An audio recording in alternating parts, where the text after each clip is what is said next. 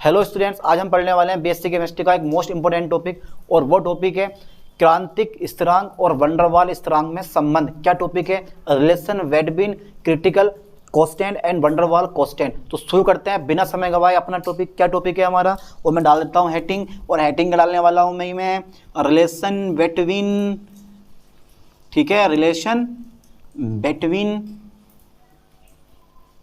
Critical constant, ठीक है, critical constant and wonder वाल कांस्टेंट। वंडर वाल कांस्टेंट बड़ा इजी टॉपिक है, बस रिलैक्स होकर वीडियो को देखते रहना, ठीक है, पक्का दिमाग में फंस जाएगा। तो क्रिटिकल कांस्टेंट क्या होते हैं? पहला तो जरा मुझे ये बताओ कौन कौन से कांस्टेंट क्रिटिकल होते हैं, पता तो होना चाहिए ना कि हम करना क्या चाह रहे हैं। तो क्रिटिकल कांस्टेंट होता है मेरे पास, एक तो होता है टीसी, ठीक है, दूसरा होता है पीसी और तीसरा होता है तुम्हारे पास बीसी, यानी कि क्रांतिक ताप, इसको बोलते हैं क्रिटिकल टेम्परेचर। दूसरा होता है पीसी, इसको बोला जाता है क्रिटिकल प्रेशर और इसको बोला जाता है क्रिटिकल वॉल्यूम, ठीक है, तीन चीजें हो गई, ठीक है, क्रिटिकल कांस्टेंट हो गए। यू नो कि वंडर वाल कांस्टेंट कौन कौन से होते हैं? एक होता है मेरे पास ए होता है बेचारा, और दूसरा कौन सा होता है? बी होता है ना।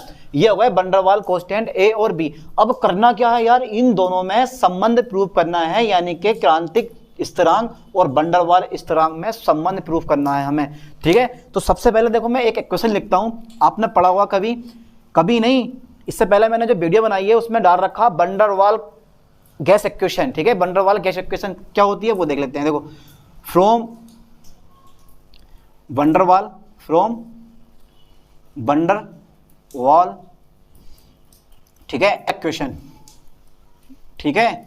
चलो क्या होती है वंडर वाल इक्वेशन जरा मुझे बताओ, ठीक है। ये P plus A upon V square, ठीक है भाई, और ये होती है V माइनस के B R equal to R T. अच्छा बताओ R क्या है यहाँ? R है गैस कांस्टेंट, ठीक है, क्या है ये? R गैस कांस्टेंट होता है, T फोर होता है टेम्परेचर, ठीक है। अब मैं मल्टीप्लाई करने वाला हूँ, देखो कक्षा 10 की गुणा भाग करने वाला हूँ मैं, P भी, तो P भी कर दी मैंने गुणा, ठीक है। अब A अपॉन वी स्क्वायर की मल्टीप्लाई करो B से, तो माइनस के A B upon V square, ठीक है। या फिर मैं एक काम कर दे रहा हूँ यहाँ पर, P की गुणा मैंने V से करी, ठीक हो गया, ऐसे ही plus A upon V square की मल्टीप्लाई करो B से, और इजी हो जाएगा A भी अपॉन B स्क्वायर, ठीक है, आ गया। अब क्या करने वाला हूँ मैं, P की मल्टीप्लाई करो B से, लो साहब P भी हो गया, ऐसे ही A अपॉन वी स्क्वायर की मल्टीप्लाई करो B से, तो माइनस के ये हो गया तुम्हारे पास A B upon B square, ठीक है, बराबर हो गया आर टी, ठीक है। अब दोनों पक्षों में मैं मल्टीप्लाई करने वाला हूँ वी स्क्वायर से, यानी कि दोनों पक्षों में काय में, दोनों पक्षों में, लो साहब दोनों पक्षों में बी स्क्वायर से गुणा करने पर कर दें, हाँ कर दो, चलो साहब लोग कर रहे हैं। देखो तो ये हो जाएगा मेरे पास पी भी 1 और 2 3 प्लस भी स्क्वायर से भी स्क्वायर कट, क्योंकि गुणा सब में होगी भाई, है ना। तो ये आ गया मेरे पास ए खाली भी, ये आ गया मेरे पास ए भी माइनस के भी स्क्वायर पी बी, है ना, भी स्क्वायर पी बी हो गया मेरे पास, क्योंकि मैंने क्या करा, भी स्क्वायर से मल्टीप्लाई यहाँ कर दिया, भी स्क्वायर के मल्टीप्लाई करो यहाँ पे, तो ये भी स्क्वायर से भी स्क्वायर फिर कट जाएगा, तो मेरे पास बचेगा माइनस के ए बी, बचा मेरे पास भी स्क्वायर आर टी, ठीक है। अब दोनों पक्षों में पी से भाग कर दो, ठीक है, दोनों पक्षों में पी से भाग कर दो, लो साहब चलो दोनों पक्षों में पी से भाग कर दो, दोनों पक्षों में पी से भाग कर दो, पी से भाग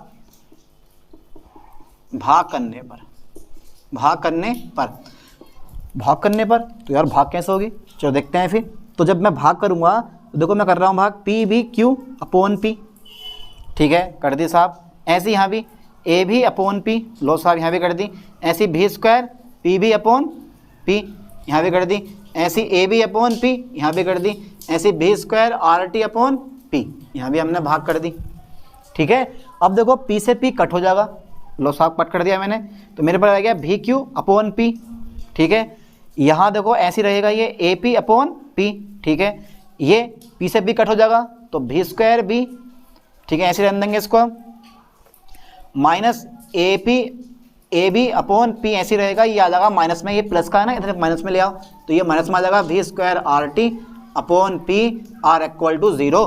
ठीक है, देखो अब जरा थोड़ा ध्यान देना, देखो ये भी भी स्क्वायर है, ये भी भी स्क्वायर है, तो दोनों कॉमन मिल जाएंगे। कॉमन ले लूँ, हाँ कॉमन ले लो। तो देखो फिर कैसे लेंगे हम, तो भी क्यू माइनस के, ये मैंने भी स्क्वायर यहाँ से कॉमन ले लिया है, लो कॉमन ले लिया, तो मेरे पास क्या हो गया, आर टी अपॉन पी हो जाएगा। ठीक है भाई, आर टी अपॉन पी हो जाएगा, और प्लस के मेरे पास बी रह जाएगा, क्योंकि मैंने माइनस के भी स्क्वायर कॉमन ले लिया। प्लस वाला लिख लो अब, plus A B upon P minus plus plus वाला ए भी अपॉन पी। ठीक है, ए भी लेंगे हम पहले प्लस वाला, फिर लेंगे हम ए और B upon P. R equal to ये हो जाएगा मेरे पास A B upon P, R equal to हो जाएगा मेरे पास कितना, 0 हो जाएगा। ठीक है, तो ये इक्वेशन मान लो पहले फर्स्ट, ये इक्वेशन हो गई मेरे पास कौन सी, फर्स्ट। एक बार वो चेक कर लेते हैं, ए बी अपॉन पी। ठीक है, तो ए बी अपॉन पी और पी से पी, भी स्क्वायर अपॉन बी, सही आ रहा लगभग लगभग। ठीक है, देखते हैं कोई मिस्टेक ना हो तो सही है। अब इसे हम बोलते हैं वैन डर वाल की सामान्य गैस समीकरण। क्या बोलते हैं इसको हम, इसे वैन डर वाल की सामान्य गैस समीकरण कहते हैं। लिख दे रहा हूं मैं, यानी कि इसे वैन डर वाल की, किसकी बेचारे की, वैन डर वाल की, वैन डर वाल की, ठीक है, सामान्य गैस समीकरण कहते हैं, सामान्य गैस समीकरण कहते हैं। लो साहब, इसे वैन डर वाल की सामान्य गैस समीकरण कहते हैं। अच्छा, एक चीज मैं और बता देता हूं तुम्हें, ये जो तुम क्रांतिक अवस्था देख रहे हो ना, क्रांतिक अवस्था के ऊपर लिक्विड और वेपर में जो अंतर होता है वो समाप्त हो जाता है। क्रांतिक अवस्था के ऊपर ना तो लिक्विड होता है और ना वेपर होती है, आप पहचान ही नहीं पाओगे। ठीक है, तो मैं ये पॉइंट भी लिख रहा हूं कि क्रांतिक अवस्था में, क्रांतिक अवस्था में, ठीक है, द्रव तथा वेपर यानी कि वाष्प में अंतर क्या होता है, समाप्त हो जाता है, अंतर समाप्त हो जाता है। लो साहब, समाप्त हो जाता है। इसका मतलब ये हुआ कि जो भी होता है वो भी सी के बराबर होता है। माइनस में ले जाओ, बराबर कितना का तुम्हारे पास, 0, घन कर दो, पी सी का होल क्यू, फॉर्मूला लगा दो, ए प्लस बी का होल क्यू, फॉर्मूला याद है, ए प्लस बी का होल क्यू बराबर A cube plus B cube plus 3ab A plus B. ना याद हो तो 10 के बुक उठाना मैथ की, उसमें देख लेना। ठीक है, याद कर लेना फॉर्मूला, वैसे तो याद होना चाहिए यार फॉर्मूला, बीएससी में पढ़ रहे हैं आप लोग। खोल रहा हूँ मैं, देखो, भी क्यू माइनस भी सी क्यू माइनस 3 भी सी भी माइनस भी सी आर इक्वल टू 0। ठीक है, मल्टीप्लाई कर दो, भी क्यू माइनस भी सी क्या होल क्यू माइनस, ठीक है, मल्टीप्लाई कर रहा हूँ, देखो 3 1 और 1 2 हो गया तुम्हारे पास, भी स्क्वायर भी सी हो गया। ठीक है, माइनस माइनस प्लस हो गया, गलती नहीं होनी चाहिए बिल्कुल भी, ध्यान देना। भी अब मुझे करना है भी सी का स्क्वायर आर इक्वल टू 0। ठीक है, ये इक्वेशन हो गई मेरे पास कौन सी, सेकेंड। घबरा रहे हो यार, इक्वेशन सेकेंड हो गई। अब आप जानते हो कि क्रांतिक अवस्था ली है मैंने, कौन सा लिया है मैंने, क्रांतिक अवस्था की बात चल रही है, तो T बराबर TC होगा तथा P बराबर कितना होगा बेटे, PC रखने पर समीकरण 1 में, P बराबर PC भैया, P बराबर PC समीकरण 1 में रखने पर, समीकरण 1 में क्या करने पर, धरने पर, यानी कि रखने पर। कहाँ लिख दूँ, चलो यहाँ रख दे रहा हूँ, रखने पर। ठीक है, चलो रखो, देखो जहाँ P है वहाँ PC आ जाएगा, जहाँ T है वहाँ TC आ जाएगा, जहाँ P है वहाँ PC और जहाँ T है वहाँ TC। तो ये आ गया मेरे पास, देखो भी क्यू माइनस भी स्क्वायर, ऐसे रहने दिया मैंने, R जहाँ T है वहाँ मैंने TC कर दिया है, अपॉन P हो जाएगा, प्लस के P की जगह PC आ जाएगा, मिस्टेक हो रही है यहाँ पर, B आ जाएगा तुम्हारे पास, प्लस AB अपॉन PC रखो बेटे, फिर माइनस के AB अपॉन फिर से PC रखो बराबर 0। इक्वेशन हो गई मेरे पास थर्ड। अब करने वाले हैं समीकरण 1 और 3 में तुलना। क्या करने वाले हैं, समीकरण 1 और 3 में तुलना। तब तक का यहाँ तक कर लें आप स्क्रीनशॉट, उसके बाद देखते हैं। तो अब करने वाले हैं समीकरण 2 और 3 की कंपेयर। क्या करने वाले हैं, समीकरण 2 और 3 की कंपेयर। अब देखो वी क्यू समान है, ठीक है, छोड़ देंगे। अब देखो ये भी स्क्वायर है हमारे पास, भी स्क्वायर है तुम्हारे पास माइनस में, और ये भी तुम्हारे पास भी स्क्वायर का है। देखो भी सी क्यू है, नहीं है ना, छोड़ देंगे इसको, अभी ऐसे रहने देंगे। तो देखो ये भी स्क्वायर है मेरे पास, ये भी स्क्वायर माइनस में है दोनों, तो 3 भी सी बराबर आ जाएगा मेरे पास R T C upon P C plus K B. तो मैं यहाँ लिखने वाला हूँ, देखो समीकरण 2 और 3 की तुलना कर दो। समीकरण 2 व 3 की क्या करने पर, 3 की तुलना करने पर, तुलना करने पर। चलो देखो फिर किसके बराबर आ रहा, भी स्क्वायर, तो 3 भी सी आर इक्वल टू बराबर हो गया मेरे पास R T C upon P C plus K B, ठीक है, इक्वेशन हो गई मेरे पास फोर्थ, ठीक है। अब नेक्स्ट देखो, नेक्स्ट पॉइंट है मेरे पास प्लस वाला, ढूंढो प्लस वाला कहाँ, तो ये प्लस वाला आ गया है ना, तो प्लस वाला 3b/c², देखो यहाँ भी है यहाँ भी है, तो भाई भी छोड़ देंगे तो ये आ जाएगा मेरे पास 3b/c², आर इक्वल टू देखो 3, ध्यान देना भी से भी छोड़ देंगे 3b/c² a/pc आ जाएगा, a/pc, इक्वेशन नंबर 5 हो गई।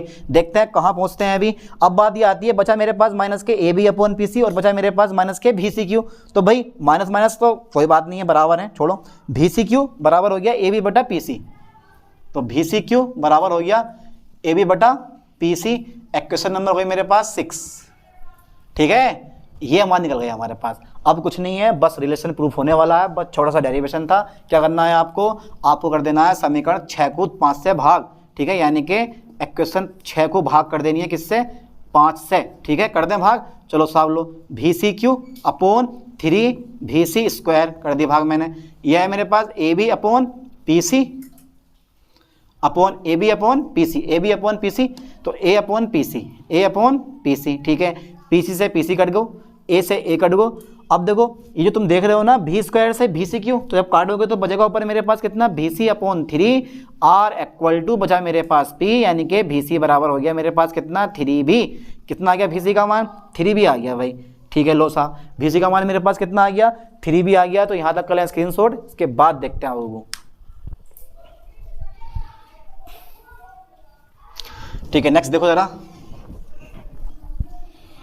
टॉपिक तो बहुत इजी है ये, इसको ज़्यादा का यूज़ तो नहीं है क्वेश्चन का कहीं पर, ठीक है, इन्हीं 3 क्वेश्चन का यूज़ होगा, इसको इरेज कर देते हैं, इनका कोई यूज़ नहीं है। अब देखो जरा नेक्स्ट, तो bc बराबर आ गया मेरे पास 3b, ठीक है। अब bc का मान मैं क्या रखने वाला हूँ, देखो bc का मान रख दूंगा मैं काय में, ठीक है, bc का मान रख दूंगा मैं समीकरण काय में 5 में, ठीक है, रख दो। चलो bc का मान समीकरण 5 में रख दो, bc का